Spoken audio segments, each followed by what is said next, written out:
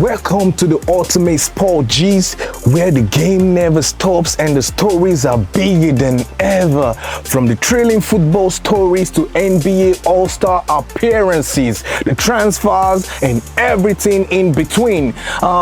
This is the one-stop destination for all things sport, so get ready for a deep dive into the latest news, the analyses, and the top moments from the biggest leagues and tournaments. Manchester City's push to secure their place in the Champions League knockout stages. We've got it all covered right here. We'll dive into the latest transfer dramas, with Chelsea making moves for Douglas Luiz and Juventus securing Renato Veiga on loan, plus much more across the world of sport. Don't miss out on Djokovic's heartbreaking injury retirement at the Australian Open. All the latest developments in the NBA with stars like Giannis Antetokounmpo, Shai Gilgeous-Alexander, and the ever-dominant Stephen Curry and LeBron James. Stick with me as I break down the biggest moments, unexpected twists, and everything in between. Let's rumble and roll. Okay. Giannis Antetokounmpo, Shai Gilgeous-Alexander are light all-star starters, with veterans like LeBron James and Stephen Curry and Nikola Jokic also among the 10 starters for the 2025 NBA All-Star Game. 3 front court players and 2 guards from each conference have been named starters for the 2025 NBA All-Star Game, which will be played on Sunday, February 16th at Chase Center in San Francisco. Right. Okay, in the Eastern Conference starters, we have Jalen Brunson for New York Knicks, we have Donovan Mitchell from Cleveland Cavaliers, we have Karl Anthony Towns for New York Knicks as well, and Jason Tatum from Boston Celtics, and we've got our Giannis Antetokounmpo for Milwaukee Bucks.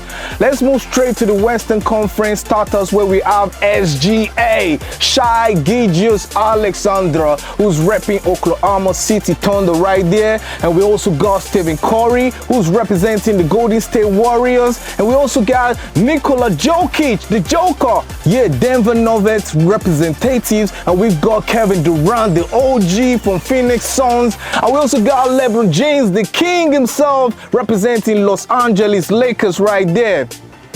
So fans accounted for 50% of the votes to determine this NBA All-Star Game starters, while the current NBA players and media panel accounted for 25% each. The new All-Star Game format. For the first time, the NBA All-Star Game will feature a mini tournament with 4 teams and 3 games. 2 teams will meet in one semi-final, that's game 1, and the remaining 2 teams will meet in the other semi-final, that's game 2. The winning teams from game 1 and the game 2 will advance to face each other in the championship, that's game 3. For each game, the winner will be the first team to reach or surpass the 40 points. Now, the 4 teams in the NBA All-Star Game will vie for a prize pool totaling about $1.8 million. Players on the winning team will earn about $125 million each, while those on the second place team will receive about $50,000 each. Players on the third and fourth place teams will be awarded $25,000 each. Now let's go in total to the players who are starting in this year's NBA All-Star Game. We have Jalen Brunson, who is making his second NBA All-Star appearance. Brunson was selected as the 33rd overall pick in the 2018 NBA draft out of Villanova. He is currently averaging a 26.0 points per game, 3.0 rebounds per game, and 3.3 assists per game for the New York Knicks this season. Now let's move to Donovan Mitchell, for Cleveland Cavaliers. earning his 6th NBA All-Star appearance. Mitchell was drafted 13th overall in the 2017 NBA draft out of Louisville. This season is putting up a show, is averaging about 23.2 points per game and 4.5 rebounds per game and also 4.5 assists per game for the Cleveland Cavaliers. Now, the next on the list is Karl Anthony Towns, who is making his 5th NBA All-Star appearance. Towns was drafted out of Kentucky and earned the Kia Roy Award for the 2015-2016 season. Now, this year, Kurt is averaging about 25.1 points per game, 13.9 rebounds per game, and 3.5 assists per game for the New York Knicks. Now let's go to Giannis Antetokounmpo, the 9-time NBA All-Star. This is his 9th time actually. For Giannis, he was drafted 15th overall in the 2013 NBA draft from Greece. Now, he is the 2-time Kia MVP and also an NBA champion. He's averaging about 31.5 points per game this season with 12.0 rebounds per game this season and 6.0 assists per game for the Milwaukee Bucks this season. Now, let's go to Jason Tatum. Yeah, in his 6th NBA All-Star appearance, Tatum was drafted 3rd overall in the 2017 NBA draft out of the Duke. An NBA champion and a 3-time All-NBA first team honoree, Tatum is averaging about 27.4 points per game and 9.2 rebounds per game and 5.5 assists per game for the Boston Celtics this season. And now let's go to the OGs. Yeah, we got Stephen Curry with his 11th NBA All-Star appearance. Curry, who was drafted as the 7th overall in the 7th overall pick in the 2009 NBA draft from Davidson. He is a 4-time NBA champion and 2-time Kia MVP, who's averaging about 22.6 points per game, 4.9 rebounds per game, and 6.3 assists per game for the Golden State Warriors this season. Now let's go to SGA. SGA Shai Gilgeous-Alexander in his 3rd NBA All-Star appearance. SGA was drafted 11th overall in the 2018 NBA draft out of Kentucky. A 2-time All-NBA first team player, is currently averaging a 32.0 points per game, a 5.4 rebound per game, and 6.1 assists per game for the Oklahoma City Thunder right there. Now let's go to another OG, Kevin Durant, KD, who's making his 15th NBA All-Star appearance. Durant was selected the 2nd overall pick in the 2007 NBA draft out of Texas. He is the 2-time NBA champion and Kia MVP for the 2013 and 14 season. KD, who's averaging a 27.2 points per game, a 6.5 rebounds per game, and 4.1 assists per game for the Phoenix Suns this season. Now let's go to the king of all time, the LeBron James, in his record 21st NBA All-Star appearance. LeBron was drafted as the 1st overall pick in the 2003 NBA draft from Akron, Ohio. He is a 4-time NBA champion and 4-time Kia MVP. Is averaging over 23.7 points per game and 7.5 rebounds per game and 9.0 assists per game for the LA Lakers right this season. Let's go to Nikola Jokic, the Joker, a 7-time NBA All-Star appearance.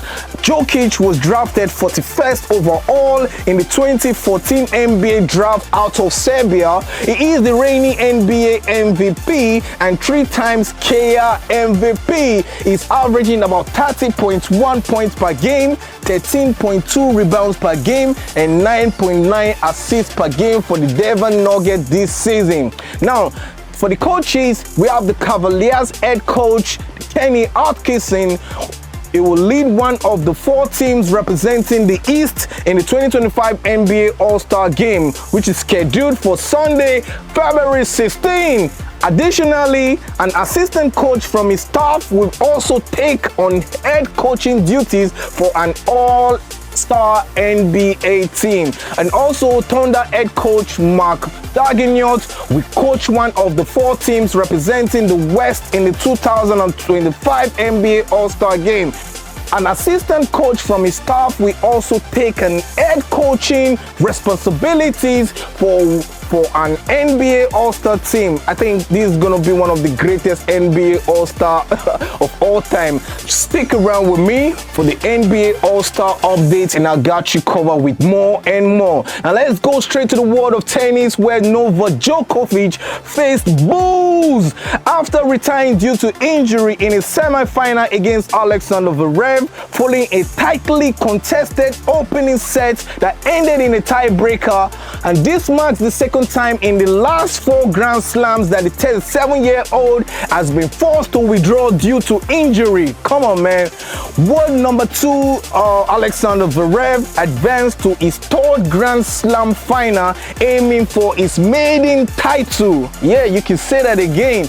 Novak Djokovic retired from the Australia Open semi-final against Alexander Zverev due to a torn muscle in his left leg, sparking boos from the crowd as he left the Rod Laver Arena. The 37-year-old, who had struggled with fitness concerns earlier in the tournament, lost a competitive opening set 7-5 in a tiebreaker before withdrawing. Despite the crowd's reaction, Djokovic acknowledged them with a double thumbs up as he exited. For Alexander Zverev, who is now true to his 3rd Grand Slam final, defended Djokovic in his on-court interview, urging the fans not to boo an injured player. The German acknowledged the high quality of the opening set and expressed his surprise as Djokovic's retirement from the game. Actually, Djokovic's withdrawal also casts uncertainty on his coaching partnership with Andy Murray. Now Alexander Zverev will face the world number 1 Jannik Sinner, where he aims to secure his first and ever Grand Slam title. Yeah, so that's it for World of Tennis. You stick around for me. I got you with more updates coming out from the final. Okay, let's go straight to football. In football, I got Arsenal in the news. Like, who could Arsenal face in the Champions League last 16? Yeah, I know you love football, so let's go. Arsenal currently sit 3rd in the Champions League standings with 3 points clear of 9th place Aston Villa, with a significant goal difference advantage as well. With 1 game remaining, they are poised to skip the February's playoff round and rejoin the competition in March for the last 16. I think for Arsenal, they already got the eyes in the round of 16. I think they're going to be in the top 8 in the new UEFA Champions League standings right there. So if Arsenal remain third after the final league phase next Wednesday, they would face the winners of a playoff match involving the teams in the 13th position, the team in the 14th position, or team in the 19th position, and team in the 20th position. Now, currently, these spots are occupied by Brest, who is in 13th position, Borussia Dortmund, who is in 14th position, PSV Eindhoven, who is in 19th position, and Club Brugge, who is in the 20th position. Arsenal, you already know who you're going to be facing in the round of 16. Now, despite the 10 teams sitting within the 3 points of Arsenal, their plus 12 goal difference will make it highly unlikely that they will drop out of the top 8. Even with a loss to Girona next week, why they need at least a point to guarantee progression, only extreme results elsewhere will threaten their qualification. Yes. Alright, Chelsea is in the news, and this time is a big story. Chelsea have submitted a loan offer for Douglas Luiz. Yeah. Chelsea just keeps signing everybody, bro. Chelsea have reportedly proposed a loan deal for Douglas Luiz to cover the remainder of the season. According to the Evening Standard, Juventus have made Luiz available just 6 months after signing him for £42 million from Aston Villa. Additionally, the Mirror also reports that Chelsea pursuit of Alejandro Garnacho has received a boost as Napoli seem to be shifting their focus to alternative targets. I think Chelsea, you in the best position to snap this one right here. So Garnacho, hopefully we're going to see you repping the blue colors in London. Yeah. All right, for Juventus finalizing the deal for Renato Vieira. According to Sky Sports, Juventus have reached a full agreement with Chelsea to sign defender Renato Vieira on loan until the end of the season. While Chelsea initially preferred a permanent transfer, Vieira reportedly opted for a loan move to keep his option open for the summer, aiming for a potential spot in Chelsea's squad for the Club World Cup. Yeah, so now let's move straight to Liverpool. Liverpool is in the news as well. In Liverpool, who could Liverpool face in the Champions League last 16? Yeah, I got you. Now, Liverpool manager Arne Slot has stated, we still don't know yet whether finishing as first or second seed in the Champions League table is truly advantageous, and the outcome may not be favorable. I think Arne Slot is scared right now. So they won all 7 of their matches. Liverpool need just 1 point to secure the top spot. They will skip the playoff round and proceed directly to the last 16, but a challenging draw awaits them right there in the round of 16. As it stands right now, Liverpool could face either Bayern Munich, who is in 15th position, or Real Madrid, who is in 16th position, or Juventus, who is in 17th position, or probably Celtic, who is in 18th position. So Liverpool faithfuls, there you have it. You already know your opponents in the next round, in the round of 16. So stick around with me. I'll give you more updates on that. For Manchester City, they're back in the news, and this time it's not really a good one. It's a sad one for Ederson. Remember Ederson from Atalanta is unlikely to join Man City this window. Yeah, so Atalanta midfielder Ederson remains a long-term target for Manchester City as they look to strengthen their defensive midfield and all that. However, a deal is unlikely during this current transfer window, largely because Atalanta are in contention for the Serie A title and hold a top 8 position in the Champions League. I think their ambitions won't allow them let this brother go just easily in this January transfer window. You get me? The 25-year-old, who's regarded as one of Europe's top emerging number 6 midfielder, has earned 2 caps already for Brazil, and after breaking into the senior national team last year, he's played about 2 games now for Brazil. You see, he's having the time of his life. So, man want to stick with Atalanta, chase the Serie A title, and see where fate will lead them in the Champions League. But meanwhile, Pep Guardiola's side has already spent over £122.1 million this January alone on Abdulkader Kosunov and Victor Reis and Omar Mamouche. Yeah, over 122 million spent on these 3 signings. They have a defender right there, 2 defenders, and also an attacking player right there. Let's go straight to the Champions League for Man City. How can Man City reach the Champions League knockout stage? I know you're curious. If you're curious, stick around. I'll explain it to you. Manchester City, who fell out of the Champions League knockout spot after a 4-2 loss to PSG. But don't worry, they're still in control of their fate right here. Their destiny is still in their hand. Currently, City are 2 points behind 24th place Stuttgart, and we face Club Brugge on January 29 in their final league phase match. Now, a win is essential for City to secure a spot in the playoffs. A victory would put them level on points with Brugge, but with a better goal difference, allowing them to avoid relegation from the knockout stage. I think the ball is now in the court of Manchester City. You already know what to do if you want to be in the next round of the UEFA Champions League. Now let's go straight to Manchester United. Let's go to Old Trafford. Yeah, for Manchester United, how can Man United avoid the Europa League knockout phase playoff round? Yeah, it's simple. Manchester United currently sits in 4th position. currently sit in the 4th place in the Europa League table after the late 2-1 victory over Rangers at home right there at Old Trafford. Now, a win in their final match against Romanian side FCSB will secure a top 8 finish, sending them straight into the round of 16. Straight up!